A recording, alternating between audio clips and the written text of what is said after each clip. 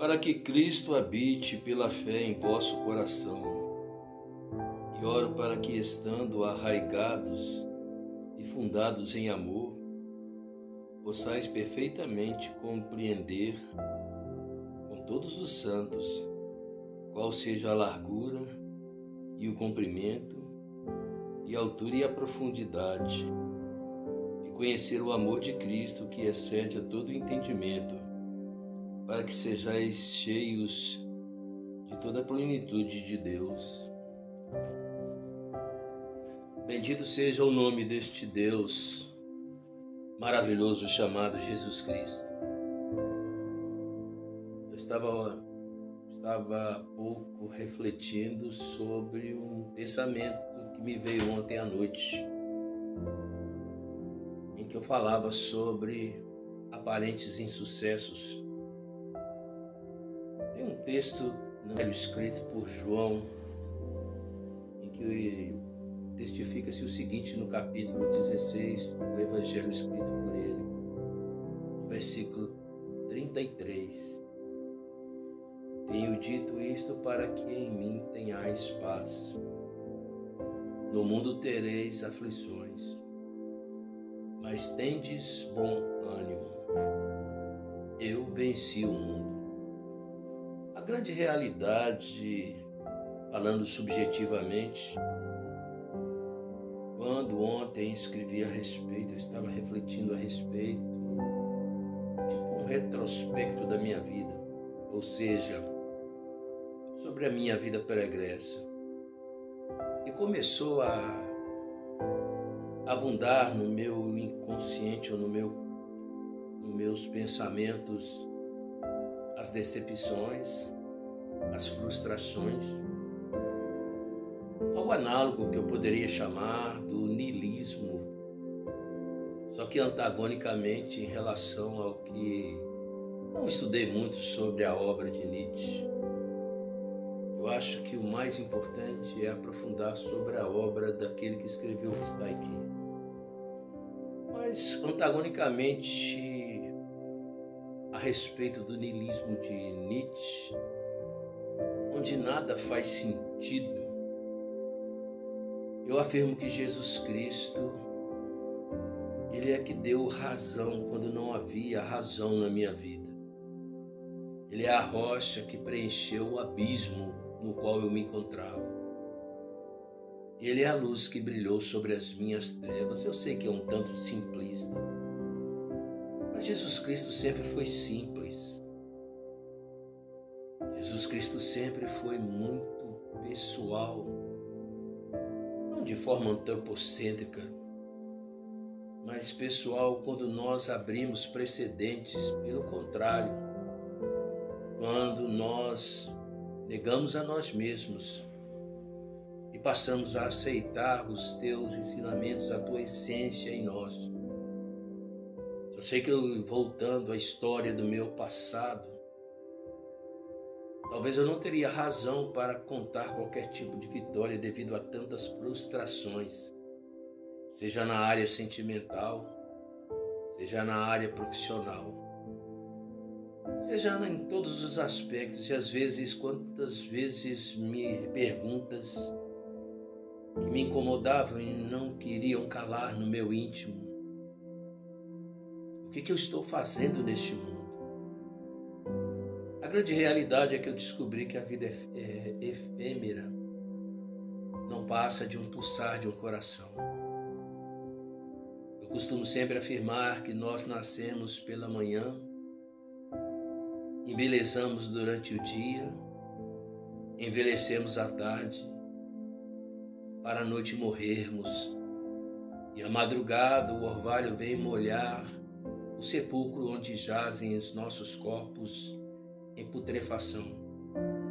É algo um tanto niilista esse meu pensamento. Mas antagonicamente, novamente falando a este niilismo, a essência de Deus, não na base da teologia, da teoria, dos estudos, mas de forma empírica, das experiências adquiridas da convivência, nos momentos mais difíceis, ele se faz a diferença. Feuerbach disse que o homem criou Deus. E realmente, de certa forma, o homem criou o seu próprio Deus.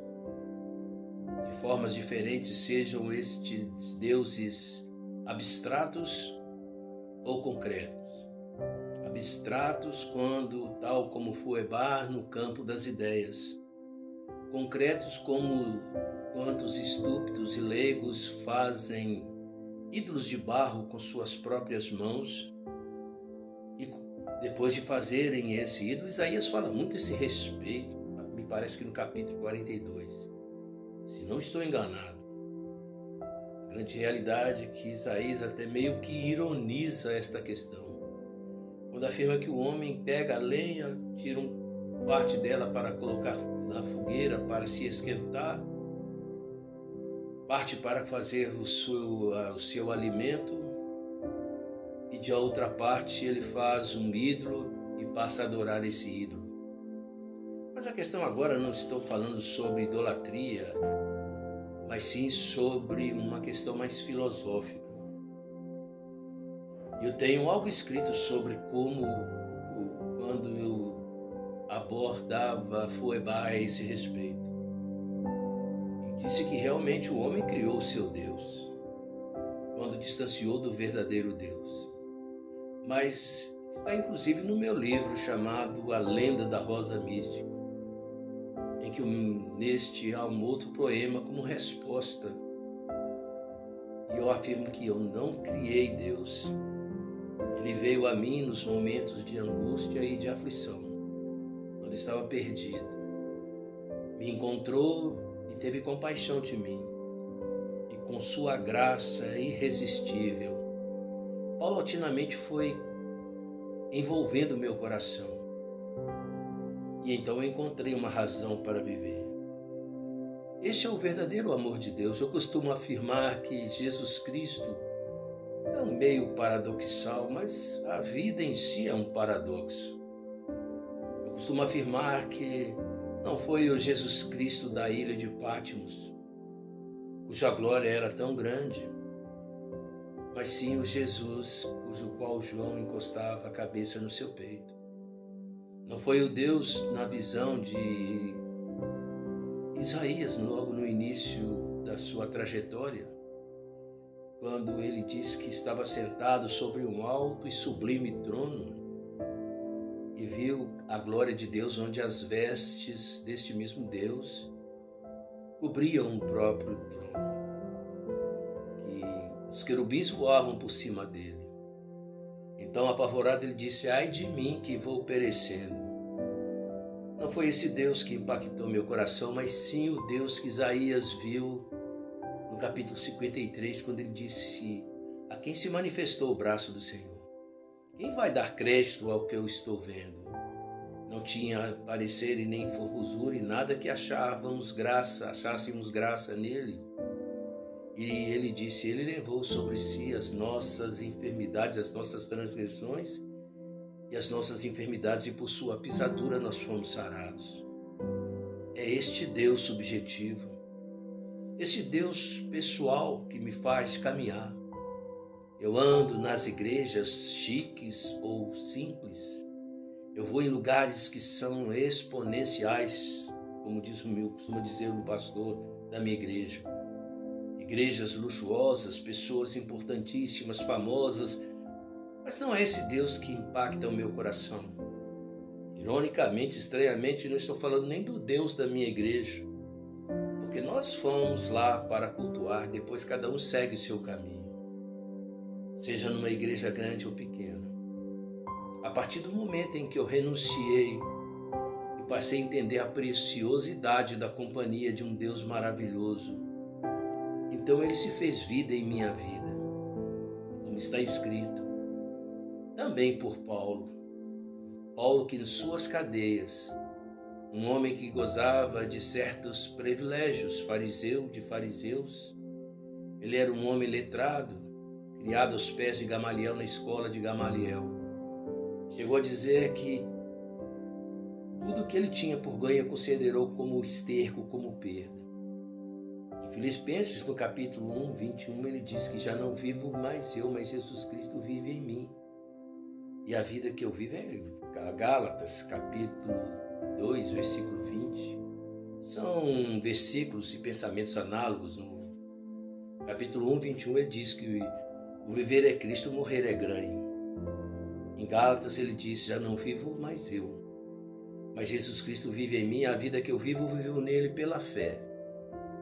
E assim vou seguindo a minha vida. Sim, é verdade. Hoje nós vivemos com ideologias, mesmo no meio cristão, quando não antropocêntricas, são triunfalistas, com perdão da redundância, humanista, que coloca o homem como centro. Mas aquele que nega-se a si mesmo, toma cada dia a cruz de Cristo, este tem vida eterna.